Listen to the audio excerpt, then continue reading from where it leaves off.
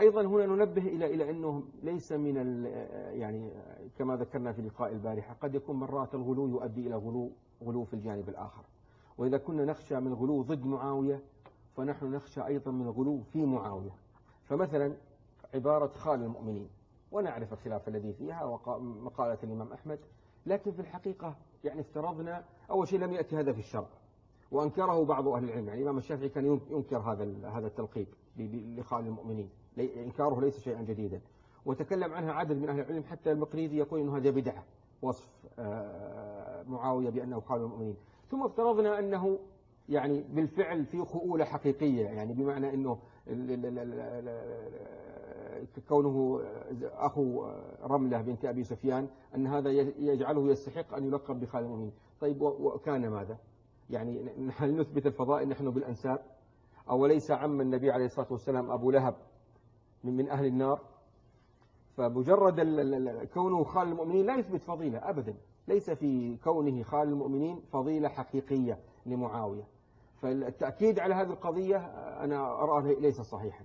مسألة أنه كاتب الوحي أولا فيها خلاف. الإمام الذهبي يرى أنه لم يكتب الوحي، وإنما كان كاتبا للنبي عليه الصلاة والسلام يكتب له إلى الملوك، ولم يثبت حديث قطعي بأنه كان يكتب الوحي. ولو كتب الوحي فقد كتب الوحي للنبي عليه الصلاة والسلام أناس وارتدوا كعبد الله بن خطل مثلا. فمجرد كتابة الوحي لا تدل على مزيد فضل لمعاوية رضي الله عنه. اختياره يعني لو ثبت اختياره طيب للكتاب واختير عبد الله بن خطل، هذا الردة. لا المقصود لا، لأنه الذين كانوا يكتبون الوحي عدد كبير، يعني هو ليس هو فقط الذي يكتب الوحي، فهو كاتب من بين كتبة الوحي. فلو أحدهم خان، لو افترضنا أن أحدهم خان مثل عبد الله بن خطل الذي خان، فإنه لن ينفعه خيانته في شيء، لن تنفعه في شيء، لن يستطيع أن يدخل في القرآن شيئا أبدا، لأن غيره أيضا كتب. لأن غيره كتب. فمثل هذا لو ثبت أنه كاتب الوحي، فكيف وهذا لا يثبت كما ذكرت لك. فذكر فضائل قضية غزو القسطنطينية طبعا هذه ليست في معاوية، وإنما هي يذكرون في يزيد، وهي غير صحيحة، لأن الذي غزا القسطنطينية أول جيش غزا القسطنطينية هذا كان قبل غزو يزيد. حصل غزوين للقسطنطينية قبل غزو يزيد بنحو 10 سنوات، فليس أول من غزا القسطنطينية هو يزيد بن معاوية. هذه عاد مشكلة ثانية، ننتقل من فضائل معاوية لفضائل يزيد الذي يقول الإمام أحمد فيه وهل يحب يزيد أحد فيه خير، وذمه ذما شديدا لما. إذن الخصومة شيخنا بعض الأحيان تورث جفاء، وتورث غلوا ضد الشخص، وتورث أيضا بعض الأحيان غلو مع الشخص. هو كذلك. بينما المسلم ينبغي أن يكون مع الحقيقة. هو كذلك. كونه لم يثبت شيء هذا لا يعني أنه نختلق شيئا أو نقوي شيئا ليس قويا. صحيح. هذا على الاجتهاد. طيب شيخنا هناك أشياء في يعني اعتمد عليها بعض الذين يطعنون في معاوية. هل بقي شيء أول شيء فيما يتعلق أو نختم بهذا؟ يعني مثلا حديث ويح عمار تقتله الفئة الباغية يدعوهم إلى الجنة ويدعونه إلى النار، والمعروف أن عمار قتل من جيش معاوية رضي الله عنه. ألا يدل هذا على أن معاوية بن أبي سفيان كان على رأس جيش يعتبر جيش بغي وبغاه؟ طبعا الحديث يتضمن فقرتين لا بد من الوقوف عندها. أول شيء تقتله الفئة الباغية، وبالتالي حكم على من قتل أو الجيش الذي قتل معاوية عمارا الفئة أنها فئة باغية. والأمر الثاني يدعوهم إلى الجنة ويدعونه إلى النار، لا بد نقف مع الفقرتين. هذا الحديث لا شك أنه نص واضح بأن الفئة التي كانت على الحق هي فئة علي بن أبي طالب رضي الله عنه، وأنه كان هو المحق وأن معاوية كان مخطئا، ولا ينبغي المواربة في ذلك، ولا ينبغي أن نغالط في مثل هذا الأمر. علي بن أبي طالب كان محقا ومعاوية كان مخطئا في هذه الحروب، وهذا لا إشكال فيه. وكما ذكرنا سابقا إن طائفتان من المؤمنين اقتتلوا، هذا لا ينفي عنهما أيضا صفة الإيمان. لكن في بعض أهل العلم قالوا أنه يعني لا نجزم ببغي طائفة على طائفة. حقيقة أنه هذا خطأ، يعني ممن ذكر ذلك شيخ الإسلام ابن تيمية، والمناسبة يعني اعتمد على حديث اعتماد خاطئ 100% من المناسب نذكره. أورد حديث أبي سعيد الخدري، وهو أن النبي عليه الصلاة والسلام قال تمرق مارقة عند فرقة من المسلمين يقتلها أولى الطائفتين بالحق. ففاهم من كلمة أولى الطائفتين بالحق أنه عند معاوية حق وعند علي حق، لكن حق علي أكثر من الحق الذي مع معاوية، وهذا فهم خاطئ 100%. لأن هذا الحديث إنما ورد في الخوارج، يعني قول النبي عليه الصلاة والسلام يقتلهم أولى الطائفتين بالحق، أي الفرقة التي هي الخوارج. ومعنى أولى هنا ليس معناها أن عند الخوارج شيء من الحق، هي مثل قول الله تعالى ولا يجرمنكم شنآن قوم على لا تعدلوا اعدلوا هو أقرب للتقوى، يعني من التقوى.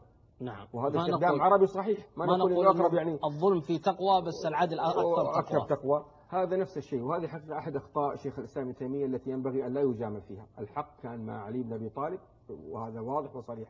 من أخطاء الشيخ الإسلام ابن تيمية والتي نذكرها من باب الإنصاف حتى لا يظن أن نجامل أحدا في هذا الباب، أنه ذكر أن الذين اعتزلوا هم أفضل الطائفتين، أفضل الطوائف الثلاثة الذين اعتزلوا القتال، وهذا غير صحيح بإطلاقه. وإنما الصحيح أن يقال من تبين له الحق يجب أن ينصره، ومن خفي عليه الحق يكون الأفضل في حقه في شأنه أن يعتزل. أما من تبين له من هي الطائفة صاحبة الحق فإن الأفضل في حقه بل الواجب في حقه بأمر الله عز وجل قال فقاتلوا التي تبغي.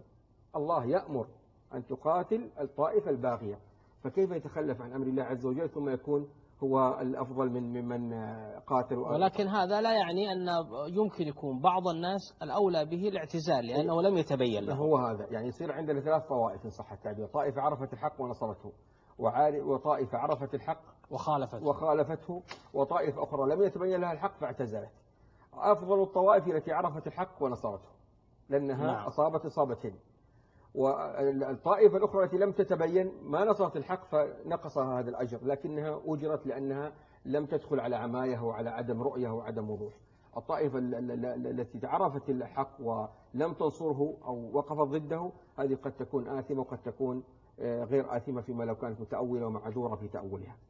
إذن هنا طيب يدعوهم إلى الجنة ويدعونه إلى النار. ممتاز.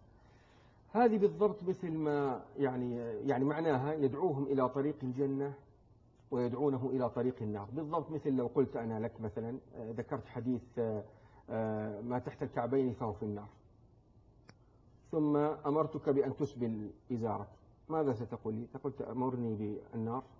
نعم. تدلني على النار، صحيح ولا لا؟ نعم. فمعناها أن عمارا يدعوهم إلى طاعة الله عز وجل وهم يدعونه إلى المعصية اللي هي نصرة الباطل والبغي. طيب سمعت هل قتل معاوية حجر بن عدي لرفضه التبرؤ من علي؟ قتله لحجر بن عدي لتشيعه وحبه لعلي بن أبي طالب هذا ثابت فيما حصل لمعاوية رضي الله عنه، وهي أحد الأخطاء التي لا يمكن أن يعني نعتذر لها، فهي خطأ كالخطأ الذي وقع من معاوية أيضا في قتاله لعلي رضي الله عنه، كالخطأ الذي وقع في توليته ليزيد بن معاوية. فهي بعض الأخطاء التي نقر بها ونعترف بها ونرى أنها أخطاء ثابتة لا يمكن أن ندعها. وهو في الجملة أقر معاوية أن له ذنوب وله أخطاء، وهذا لا شك فيه، ولذلك نحن من البداية حرصنا أن نبين أن هذه ذنوب ومعاصي وكبائر، لكنها لا يمكن أن تقدح في الدلالة اليقينية لتعديل الله عز وجل، لأنها دلالتها ظنية على نفي العدالة وتلك دلالتها يقينية. نعم. نعم. طيب ما أخرجه أحمد قال دخلت أنا عن عبد بن بريدة قال دخلت أنا وأبي على معاوية فأجلسنا على الفرش ثم أتينا بالطعام فأكلنا ثم أتينا بالشراب فشرب معاوية ثم ناول أبي ثم قال ما شربته منذ حرمه رسول الله صلى الله عليه وسلم. هل هذا الأثر صحيح أن معاوية كان يشرب الخمر؟ لا، أما أنه كان يشرب الخمر فهذه دعوة، ليس في النص أنه كان يشرب الخمر، لكن الذي يتصور أنه وقع أنه نوع من أنواع الأنبذة التي كان فيها خلاف فكان على الورع.